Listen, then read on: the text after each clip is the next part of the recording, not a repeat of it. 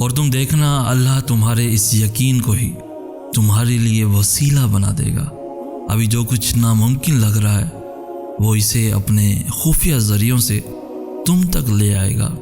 اگر غور کریں تو آج ہمارے پاس ایسا بہت کچھ ہے جس کے لیے ہم نے کبھی ڈھیروں دعائیں کی تھی، جو کبھی ناممکن لگتا تھا مگر ہم نے اللہ کو پورے یقین سے منایا تھا اور پھر وہ صحیح وقت پر ہم تک پہنچا دیا گیا۔ لیکن کیا ہم نے اللہ کا شکر ادا کیا؟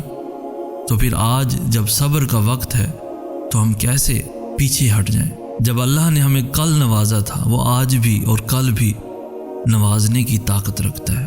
یقین رکھیں آپ کا اللہ کو بار بار یقین سے منانا ہی آپ کے لیے راستے بنائے گا اور ضرور بنائے گا، اور آپ کی منزل تو آپ کی منتظر ہے۔ اچھائی یا برائی کا تعلق ہمیشہ انسان کے دل سے ہوتا ہے، خاندان، جگہ، شہر یا ملک سے نہیں۔ ہاں صحبت سے بہت فرق پڑتا ہے، لیکن اگر انسان کا ایمان مضبوط ہو تو کوئی بھی اسے برائی کی طرف آمادہ نہیں کر سکتا۔ اگر کوئی عقل مند انسان برائی کرتا ہے تو اس میں اس کے خاندان یا شہر کا قصور نہیں ہے، بلکہ اس نے اپنے لیے اس برائی کا انتخاب خود کیا ہے۔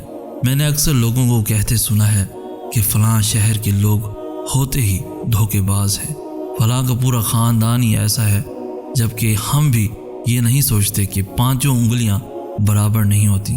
اگر کوئی آپ کے ساتھ دھوکہ کرتا ہے تو یہ اس کی اپنی چوائس ہے، اس انسان نے جان بوجھ کر برائی کو چنا ہے اور اس کا وبال اس کی اپنی جان پر ہی ہوگا۔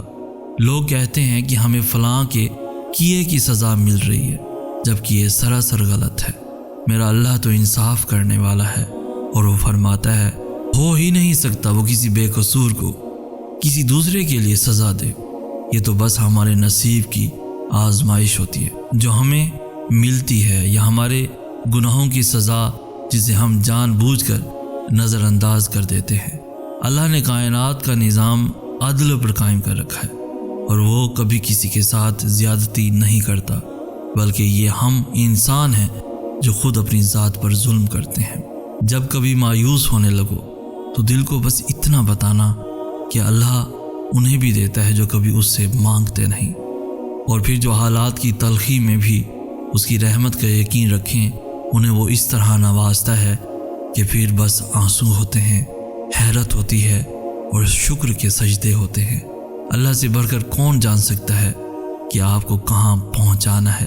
آپ کی دعائیں تو آپ کا راستہ آسان کر رہی ہیں، اور وہ تو خود کہتا ہے کہ تم چاہ بھی نہیں سکتے کہ جب تک اللہ نہ چاہے۔ یقین رکھیں آپ کا نصیب آپ کو اس مقام تک لے جائے گا جو اللہ نے آپ کے لیے منتخب کیا، بہترین وقت پر، بہترین طریقے سے، اور آپ مطمئن ہو جائیں گے۔ دعاؤں کے معاملے میں اللہ کے ہاں دیر ہے مگر انکار تو نہیں ہے، اور آپ جلد دیکھیں گے کہ اللہ تو پہلے سے راضی تھا، وہ تو بس آپ کا صبر اور یقین آزماتا رہا تاکہ شکر کے سجدے میں بھی اتنی ہی شدت ہو جتنی درد کے سجدے میں ہے، جتنی صبر کے سجدے میں ہے۔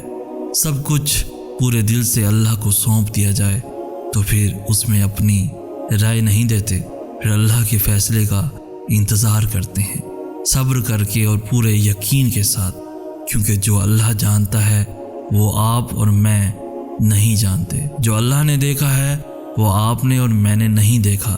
اس لیے کبھی بھی اپنے فیصلوں کو بہتر سمجھ کر اللہ کے فیصلوں سے بدگمان نہ ہو، کیونکہ اس سے زیادہ محبت ہم سے اور کوئی بھی نہیں کر سکتا، ہم خود بھی نہیں کر سکتے، اور یقین رکھنے والی قوم کے لیے حکم دینے میں اللہ سے بہتر اور کون ہو سکتا ہے۔ انسان کا اللہ سے اچھا گمان ہی اس کا یقین ظاہر کرتا ہے، اور یاد رکھو سارے اجر صبر اور یقین کے ہی ہیں۔ دعا کے معاملے میں کبھی بھی لوگوں کی رائے نہیں لینی چاہیے، ہمیشہ دل کی سننی چاہیے، کیونکہ دعا کا تعلق دل سے ہوتا ہے اور دل کا تعلق اللہ سے۔ جب دل میں اللہ کی محبت ہو، اللہ سے امید ہو، تو دل غلط مشورے دے ہی نہیں سکتا، رسائی بھی پاتی ہے اور قبولیت کی خوشخبری بھی لاتی ہے۔ ہمیں کہتے ہیں سید احسناز ہم ملیں گے نیکسٹ ویڈیو میں، تب تک کے لیے اللہ ہو آپ کا حامی و ناصر۔